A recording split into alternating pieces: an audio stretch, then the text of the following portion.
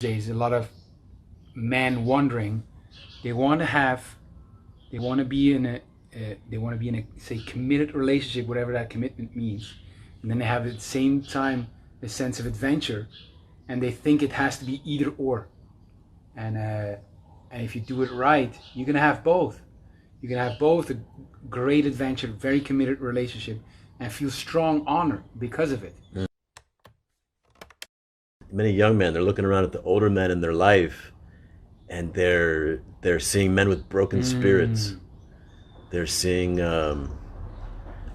either a man who gave up adventure to be good and be honored, or gave up his honor to just have wild adventure. And the true challenge, the true greatness is in really consciously choosing your adventurous path. Not just doing it out of rebellion and mindless reaction and whatever, and then destroying your life and relationships and things like that. There's plenty of men live out that path of just kind of blind rebellion, right? But end up broken. Very much you can see broken men there.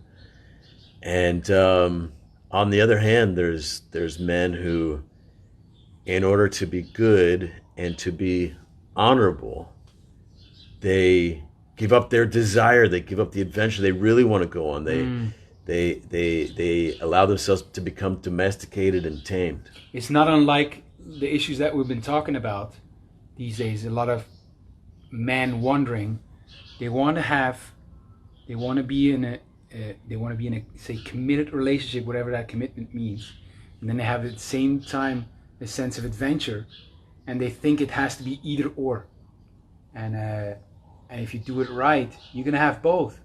You can have both a great adventure, very committed relationship, and feel strong honor because of it. Yeah, and we're trained for goodness from the time that we're kids in our homes. Be a good boy, a good son, a good Christian, Muslim, whatever, a good student, a good employee. And what is it to be good? A good boyfriend. What a good boyfriend. What is it to be good? Pleasing to whatever the external authority tells you have to be. Right? To follow the rules right. of someone outside of you. Forget what you desire. Forget what you think is true. Forget the adventure that you're called to. Behave in a way that is pleasing to the others outside of you. And you're trained in it with punishment, reward, and propaganda. Wow. From the time that you are very, very small. Even infants these days, the infant comes home from the hospital and it's wailing for its mother in the middle of the night. It's not being a bad kid. It's instinctual. Its mother, it's lived for its entire life of 9 months inside of the womb, and it wakes up and she's not there. Her heartbeat's not there. Her warmth isn't there. Her whatever. And he's like, I need, I have a need for connection. And many parenting methods and ideas about parenting, it's like, no, you need to train that bad infant to be a good infant. Right. And get it ready for a life of being good and obedient. And we're passive aggressive in a way, or aggressive with the love that we give to our children or not. Like the way I see parents fuck up a lot of the life of children I summarize it with the phrase, we love you, so don't disappoint us. We love you, so don't disappoint us. And this whole journey, I see it with so many men that I work with, is trying to please. We gotta please the external authority, mommy or my parents, to get the love. And they bring it in relationships. I gotta please this woman for her to love me, Yeah. And so we're trained, like you say, to listen to an external authority as our guidance, because we want that love. And the young kid, full of life, he doesn't have those limits, so he just says the truth, and he says what he feels, and he runs this way, and he climbs a tree or whatever. Runs after girls. Runs after girls, yeah. Pulls down his pants and takes a pee on the sidewalk. You know, it's. But these things are uncomfortable for the parent because it's affecting my image. What are people going to think about me as a parent that I'm allowing my child to just behave in whatever way? I spent a couple of days with some indigenous people in Panama, like way up the river. And when we got there were little girls playing in this raging river, and there was no adults around, and it was like, you know, what's going on here? And the boys and the men were missing from the village the entire day. And it was only after nightfall that the boys came home. They'd been off playing together, hunting, doing whatever. And the men had been off working, hunting, doing whatever they're doing. But there was no sense that, like, we need to, those little girls out playing in the river, those little boys out there, somehow they need to be, they might embarrass the parents, or they might be doing something bad or it doesn't conform. Right. It's like all this training for years and years and years, and then you become an adult, right? And you're free to make your life on your own. Now you're like the whipped horse, yes, right?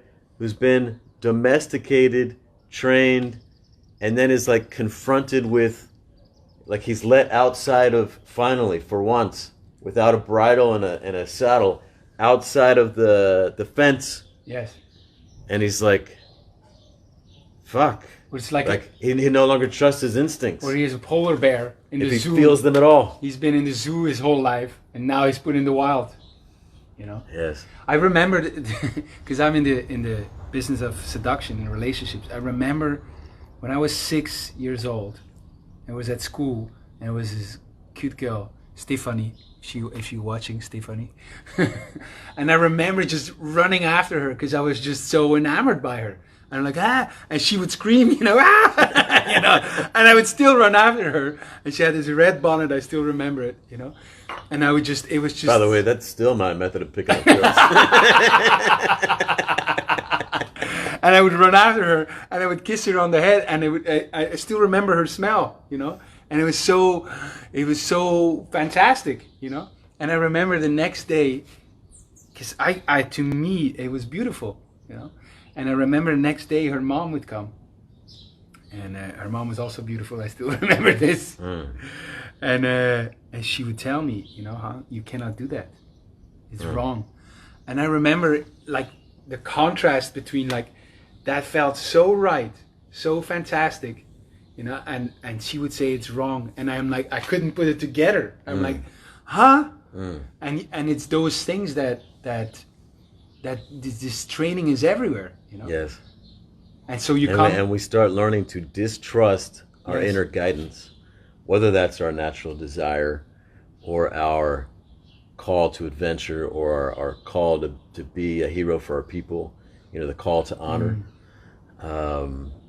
And we start, all of our attention becomes on how can I say the right thing in terms of what other people think is right? How can I do the right thing in terms of what other people think is right? How can I protect my good image? Yes. And it's, you know, to survive in society, to deal with the threat of punishment and the reward and the shame in society if you act outside of its boundaries. It's very understandable why... Yeah. You could even say... why we learn to protect our image. Yeah, and you could even say society does a very good job, and people thinking, yeah, but otherwise society is not going to work. Yeah, you're probably right, but that's not the point. The point is that we stop listening to that internal guidance system, and that there is a lot more value in what that is trying to tell us, and where to go, and what's important to us, what makes us feel alive, what's true, what's virtuous, you know?